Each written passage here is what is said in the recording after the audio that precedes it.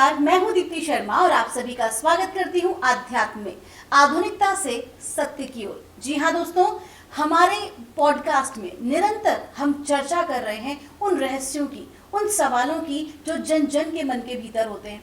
खास तौर पर युवा पीढ़ी के, हम क्यों करें पूजा, हम क्यों जाएं आध्यात्म की ओर, क्या बेनिफिट है, ये सब आडंबर है। और इन सारे प्रश्नों का उत्तर देने के लिए हमारे पास हैं इस चीज के विद्वान।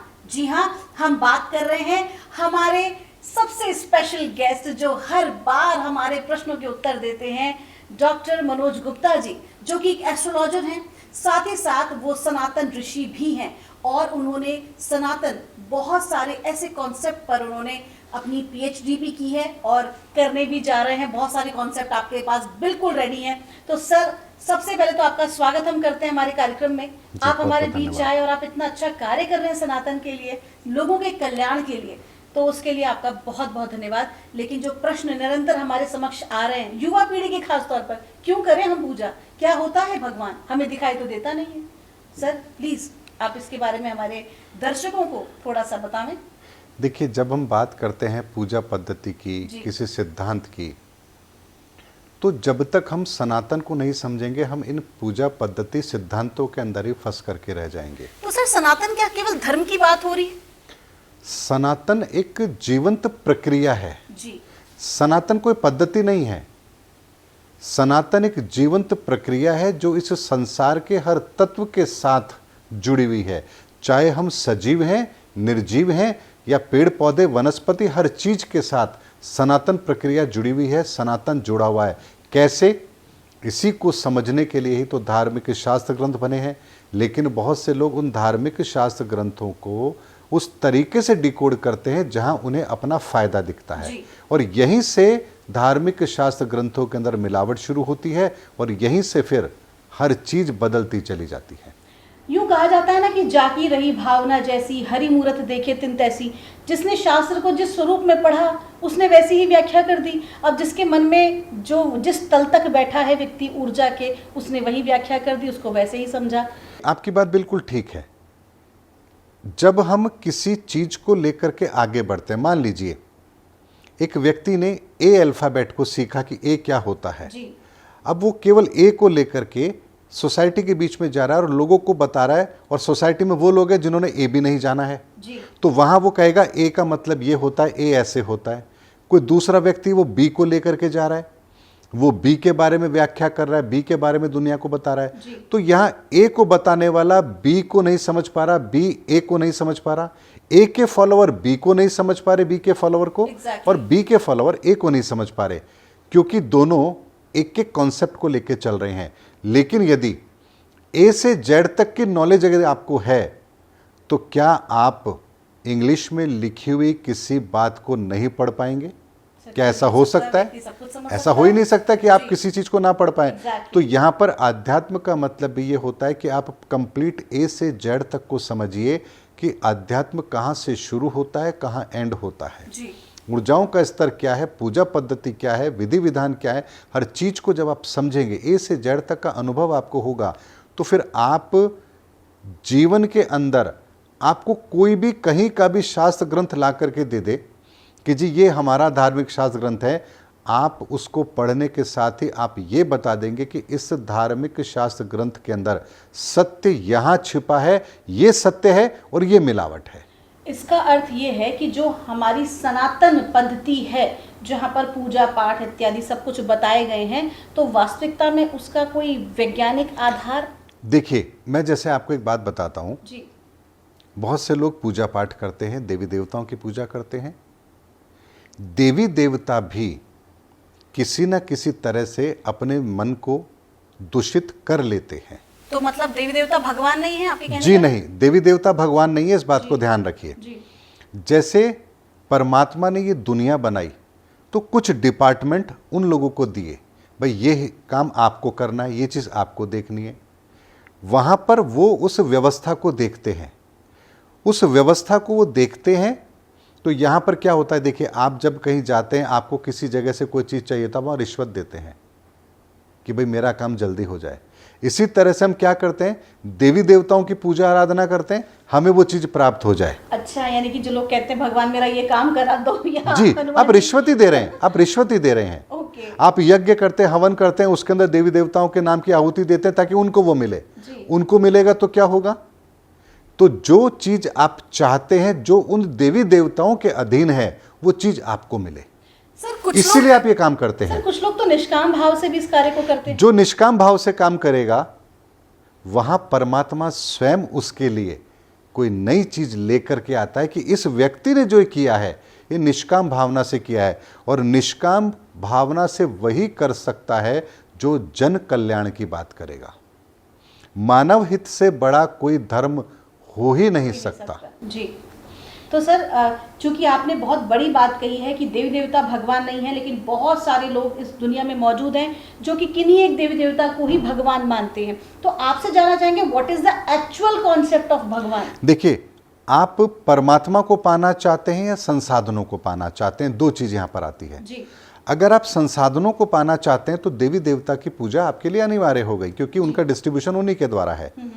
लेकिन आपको परमात्मा को पाना है, आपको किसी भौतिक संसाधन की आवश्यकता नहीं है, या कह लीजिए कि आप उसके प्रति मोहित नहीं हैं, तो आप किसी भी देवी देवता की पूजा से बढ़कर उस सनातन पद्धति को स्वीकार करेंगे, उस सनातन पूजा को स्वीकार करेंगे, उस परमात्मा की पूजा में अपने आप को लेकर के जाएंगे। ये इसी तरह से चीजें काम करती हैं। लेकिन यदि आपको भौतिक संसाधन चाहिए, लेकिन फिर आप यदि चीजें नहीं कर रहे हैं, तो आप फिर गलत कर रहे हैं। ये ठीक वैसी ही बात है जैसे आप कहें कि मैं अपने बच्चे को स्कूल क्यों भेजूं, वहां जाकर के भी तो बच्चे को पढ़ाया जाएगा, उससे पहले उसको खिलौने दिए जाएंगे, तो जो खिलौनों से खिलाया जाएगा वो तो मैं मेरे घर पे भी खिला लूंगी। तो आपका बच्चा घर पर जो खिलौनों से खेलेगा वो अलग तरीका होगा, और स्कूल में जो उन बच्चों को खिलौनों से खिलाया जाएगा वो सिर्फ इसलिए ताकि ये बच्चा इस जगह पर आना सीखे। रुकना सीखे। उसके पश्चात उसको फिर पढ़ाया भी जाएगा, डांटा भी जाएगा, पिटाई भी उसकी होगी। इसका मतलब कि देवी देवता हमारी जो विशेष होती हैं उनको पूरा इसलिए करते हैं जिससे कि हमारा जो भाव है, हमारी और इच्छा जागृत हो कि हमें इनको और पूजना है, और धीरे धीरे वो हमें ले आए एक्चुअली में पटरी पर। देवी देवता आपकी इच्छा की पूर्ति के लिए, आपके संसाधनों की पूर्ति के लिए, लेकिन आपके मन में प्रश्न तो आना चाहिए ना, आखिर ये हमारी चीजों को, हमारी जरूरतों को पूरा कैसे कर रहे हैं, इन्हें कौन दे रहा है? जी। वो सुप्रीम पावर जो इन्हें दे रही है, तो हम क्यों ना उस सुप्रीम पावर के साथ जुड़े। Exactly. तो यहां जो आपके मन में प्रश्न आएगा उस सुप्रीम पावर के लिए, तो आप उससे कनेक्ट होंगे। जैसे कहा ना, खिलौनों से खिला करके आपको केवल उस स्थान पर रोका गया है, इसलिए कि यहां से आपको एक फर्दर एजुकेशन लेकर के आगे बढ़ना है। आगे की यात्रा तो देवी देवताओं की पूजा जो है वो निष्काम भाव से होनी चाहिए, ताकि आपको वो संसाधन मिले जिस संसाधनों की आवश्यकता आपको इस संसार के अंदर मानव के हित के लिए जो कार्य करेंगे उसके लिए जरूरत पड़े, इसके लिए आप वो कार्य को करेंगे। जी बिल्कुल, जिस प्रकार से कि जैसे कि पिछले एपिसोड्स में आपने हमें बताया था कि भगवान श्री राम ने शिव जी की उपासना की थी कल्याण के लिए। समुद्र में जब उनको रास्ता बनाना था, तो सभी जो जीव हैं वो प्रक्रिया जीवन की बनी रहे इसलिए। तो स्वाभाविक सी बात है कि जो व्यक्ति इन सब चीजों से ऊपर उठ जाएगा वो जन कल्याण के बारे में ही सोचेगा, वो अपने लिए कुछ मांगेगा नहीं। जी बिल्कुल, जो परमात्मा की प्राप्ति के लिए निकला है, परमात्मा को समझने के लिए निकला है, उस ऊर्जा से कनेक्ट होने के लिए निकला है, उसे इस धरती के किसी भी संसाधन से मोह होगा ही नहीं। तो सर फिर हमें एक चीज बताइए कि जैसे बहुत सारे लोग ऐसे हैं, बहुत सारे पंथ ऐसे चल रहे हैं, खैर हम किसी का नाम नहीं लेना चाहेंगे यहाँ पर, बट बहुत सारे पंथ ऐसे जो कहते हैं हम भगवान को नहीं मानते, हम सिर्फ अपने गुरु जी को ही मानते हैं। तो सर वो क्या कॉन्सेप्ट है? देखिए, अगर वो ये कहते हैं कि हम किसी पर्टिकुलर गुरुजी को फॉलो करते हैं, या हम किसी देवी देवता को या किसी विशेष पूजा पद्धति को फॉलो करते हैं, तो यहाँ एक बात समझना पड़ेगा आपको कि वो किस चीज को फॉलो कर रहे हैं। क्या वो सत्य को फॉलो कर रहे हैं? यदि आपके गुरु सनातन से, सत्य से जुड़े हैं, वो सत्य स्वरूप हैं, तो आपको उनके अलावा किसी और चीज की आवश्यकता ही नहीं है, क्योंकि वो जो मार्ग आपको दे रहे हैं वो बिल्कुल सत्य मार्ग है।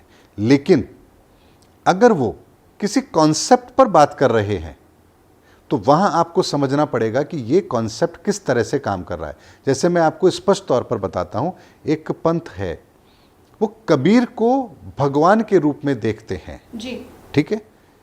वहाँ पर जब वो भगवान के रूप में कबीर को देखते हैं तो वो कहते हैं देवी देवता, भगवान राम, भगवान कृष्ण, शिव, ब्रह्मा या विष्णु, ये सब बेकार है, ये कुछ भी नहीं है। तुम परमात्मा को समझो, उस कबीर को समझो, कबीर ही परमात्मा है।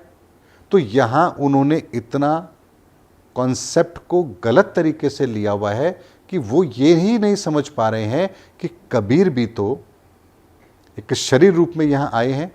ऐसा कबीर ने क्या किया है जो राम ने नहीं किया या कृष्ण ने नहीं किया। तो आप उनको भगवान नहीं मानते, आप इनको भगवान मानते हैं।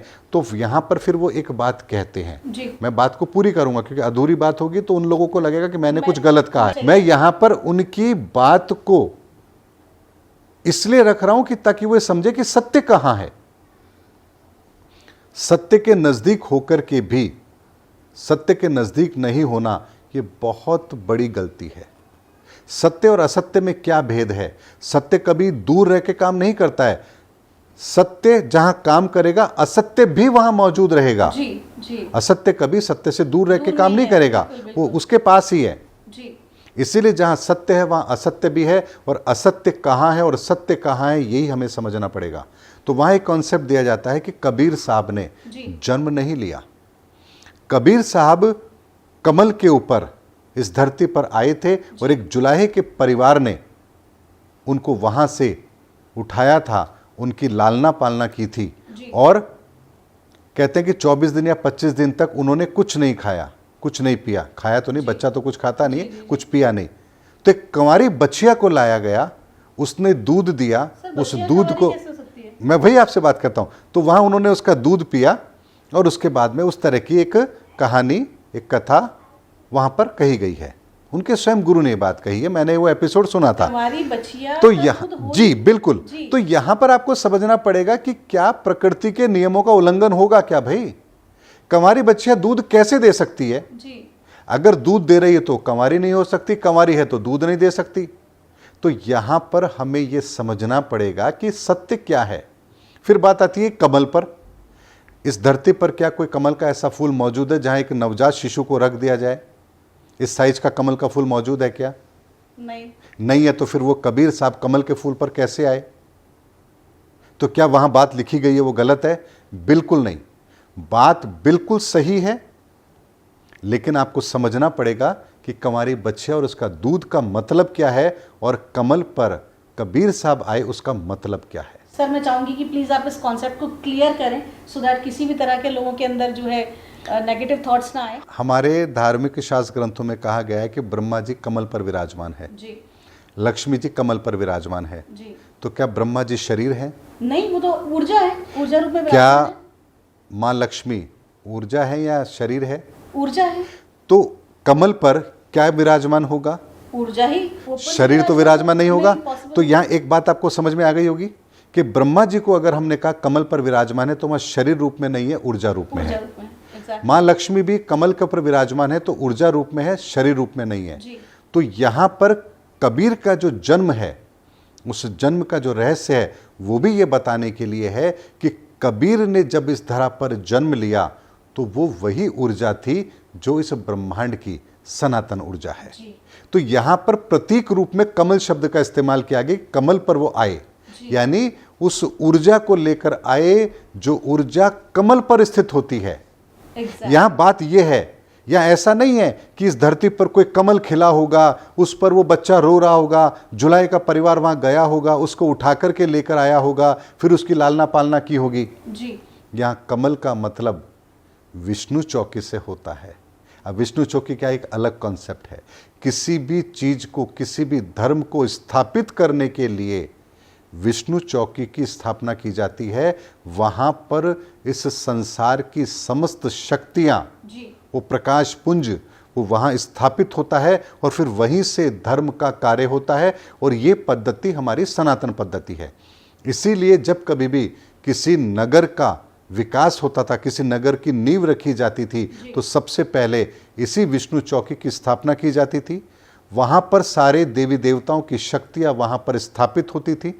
उसके बाद भगवान शिव का रुद्र रूप है जी। भगवान शिव का ही एक भैरव का भी रूप है जी। तो भैरव उसके भगवान शिव के भैरव जो है वो उनके द्वारपाल है। तो इसी तरह से भगवान शिव भैरव के रूप में यानी उनके द्वारपाल के रूप में भैरव उस नगर की रक्षा करते हैं, इसलिए भैरव की स्थापना होती है। यानी उस नगर की रक्षा की जिम्मेदारी अब भैरव की हो गई। सारे देवी देवता उस विष्णु चौके पर स्थापित हो गए। अब उस जगह की रक्षा सुरक्षा अब देवी देवता करेंगे, वहां पर फिर सभ्यता विकसित होती है। इसीलिए किसी भी नगर की सीमाओं से छेड़छाड़ नहीं करनी चाहिए। पहले भी सर ये कहा जाता था कि वहाँ क्षेत्रपाल बैठते थे। जी, क्षेत्रपाल बैठते हैं, होते थे, लेकिन आज तो मोस्टली वो कॉन्सेप्ट अब आज हम क्या करते हैं जी राजस्थान है बहुत बड़ा हो गया, इसके 2 टुकड़े कर दो। भाई आप क्या करने जा रहे हैं? एग्जैक्टली किसी सीमाओं को बांट करके आप भगवान के उस द्वारपाल को 2 भागों में विभक्त कर रहे हैं, उस ऊर्जा को 2 भागों में विभक्त कर रहे हैं। उसके बाद जो विध्वंस होगा ना, उसकी आप कल्पना भी नहीं कर सकते। और जब जब हमने क्षेत्रवाद को अपनाया है, सीमाओं का विस्तार किया है, तब तब केवल और केवल विनाश हुआ है। और यही कारण है कि पहले के समय में भी ये होता था, लेकिन वो क्षेत्रों का विस्तार नहीं करते थे। वो सीमा को कहते थे ये सीमा अब हमारे अधीन है, लेकिन ऐसा नहीं था कि उसको मिला लिया करते थे। अयोध्या यहां से बढ़कर उसकी सीमाएं यहां तक हो गई, नहीं, ऐसा नहीं होता था। तभी आप देखिए युद्ध के बाद अश्वमेध यज्ञ होता था। अश्वमेध यज्ञ का मतलब होता था सीमाएं वही रहेंगी, उसके साथ हम छेड़छाड़ नहीं करेंगे। लेकिन अश्व कहते हैं घोड़े को, अश्व जो जमीन पर चलता है, घोड़ा यानी कि इस धरती पर सबसे तेज दौड़ने वाला प्राणी है अश्व। मेघ जो इस वातावरण के अंदर, इस आसमान के अंदर सबसे तेज गति के साथ चलने वाले हैं। आसमान में बादलों के अलावा और कौन मूव कर सकता है बताइए? उसकी अनंत सीमाएं कहां हो सकती है बादलों के अलावा? तो अश्व और मेघ यानी धरती से लेकर आसमान तक अब हमारी विचारधारा को फॉलो किया जाएगा। ये हम प्रतीक रूप में अश्व को छोड़ रहे हैं। आप इस कॉन्सेप्ट को स्वीकार करेंगे, राज्य आपका होगा, सारे नियम कायदे आपके होंगे, लेकिन विचारधारा ये हमारी फॉलो होगी। अगर इस बात को आप एक्सेप्ट करते हैं तो इस घोड़े को छोड़ दीजिए, और अगर आप एक्सेप्ट नहीं करते हैं तो इस घोड़े को पकड़ के रख लीजिए कि मैं आपके विचारों को बांध रहा हूं, मैं आपके विचारों से सहमत नहीं हूं। अब यहां पर फिर युद्ध होगा, फिर आपको स्वीकार करना पड़ेगा, उसके बाद वह आगे जाएगा। तो यानी कि सीमाओं का विस्तार नहीं होता था, विचारों का विस्तार होता था। इसीलिए अश्वमेध यज्ञ होता था। तभी भगवान राम और उनके पुत्रों के बीच में युद्ध हुआ क्योंकि विचार थे। वो कहते हैं इस विचार को हम कॉन्सेप्ट को स्वीकार नहीं करते, तो वहां युद्ध होता है। अब यहां पर एक बात मैं आपको कहना चाहूंगा, जो बछिया की बात थी, तो यहां पर कंवारी बछिया की जब बात आती है कि उन्होंने दूध दिया, उसके बाद कंवारी बछिया नहीं है, बछिया का कॉन्सेप्ट कई जगह पर है। लाल बछिया का कॉन्सेप्ट इस्लाम में भी है। जब धरती के उस बीज को स्थापित करना होता है तो योनि स्वरूप उस ऊर्जा की भी आवश्यकता होती है। तो यहां पर लाल बछिया एक शब्द इस्तेमाल किया गया है। यहां पर उसकी ऊर्जा को, उसकी योनि को, उस बीज को स्थापित करने में उसका प्रयोग किया जाता है। यहां से उस सनातन का विस्तार होता है। तभी तो आप देखिए कि लाल बछिया की कुर्बानी की बात हो रही है। इस्लाम के अंदर एक कॉन्सेप्ट आ रहा है कि जब इस लाल बछिया की कुर्बानी दे दी जाएगी, उसके बाद में प्रलय का समय आ जाएगा। भाई लाल बछिया के साथ प्रलय का क्या संबंध है? इमाम मेहंदी का क्या संबंध है? इमाम मेहंदी का मतलब वो सनातन ऊर्जा, कल्कि अवतार का मतलब वो सनातन ऊर्जा। यहां पर पुनः उसी ऊर्जा को इस धरती पर स्थापित करने की बात हो रही है। जी बिल्कुल, जैसे कि आपने बताया कि शिवलिंग जो है वो प्रॉपर तरीके से स्वरूप में आएंगे। अब कामाख्या और महाकाल स्वरूप। आप देखिए कामाख्या मंदिर, आपने बात कही कामाख्या का मंदिर, आप मुझे बताइए क्या कॉन्सेप्ट है? योनि तो है वहां पर। आप कहते हैं शिवलिंग योनि नहीं है, तो फिर कामाख्या का मंदिर क्या है? उसके बारे में आप क्या व्याख्या करेंगे, क्या प्रतीक लेके आएंगे वहां पर? भाई अगर कहीं कोई चीज स्थापित होनी है तो उसका बीज आवश्यक है जी। इस धरती का बीज भी आवश्यक है, इसीलिए चीजें होती हैं। मैं आपसे कहूं पहाड़ों का, इन पहाड़ों का भी मिलन होता है, वहां से जो तत्व निकलता है उसे हम शिलाजीत कहते हैं। वो इस धरती का विस्तार, धरती के अंदर इस पहाड़ों का विस्तार है। जी जी जी। वहां भी वो प्रक्रिया है। इस धरती पर हर चीज के विस्तार के साथ एक प्रक्रिया जुड़ी हुई है। वो निरंतर पानी का भी मिलन होता है, वहां से भी वो बीज पैदा होता है। हर जगह पर बवंडर आता है, ये हवाओं का मिलन है, ये हवाओं का संभोग है। बवंडर हवाओं का संभोग है। ये इतनी डेप्थ की कैलकुलेशन है, या इतनी, ये कहूं कि इतनी डेप्थ की नॉलेज है, ये बिना सनातन को समझे समझ नहीं आएगी। इसलिए इस धरती का हर तत्व गतिशील है, एक प्रक्रिया में है जी। चाहे वो प्रक्रिया में दिखाई दे या ना दे जी, ये मैटर नहीं है उस चीज का कि दिखाई दे रही है नहीं दे रही है। बिल्कुल सर, जैसे कि हम एक बीज रोपित करते हैं, वो अंदर ही अंदर अंकुरित हो रहा होता है, धरती के बाहर दिखाई नहीं दे रहा, लेकिन इसका अर्थ ये नहीं है कि उसकी ग्रोथ नहीं हो रही है। वो ग्रोथ में है, that is a growth period, और जब वो धरती के ऊपर आ जाता है तो एक पौधे के रूप में भी दिखाई देता है। ठीक उसी प्रकार से हो रही है। बहुत अच्छा कॉन्सेप्ट है sir, thank you so much for this information जो कहीं ना कहीं आपसे हमें मिली है। और मैं पूरे ऑडियंस का धन्यवाद देना चाहूंगी कि आप बहुत धैर्य से हमें सुनते हैं और इतना हमें प्यार करते हैं। अपना ये प्रेम निरंतर बनाए रखिए सर। आपका बहुत बहुत धन्यवाद। आगे आने वाले एपिसोड्स में ऐसे और कई रहस्यों और जानकारियों को लेकर हम आपसे चर्चा करेंगे। आप सभी का बहुत बहुत धन्यवाद। नमस्कार।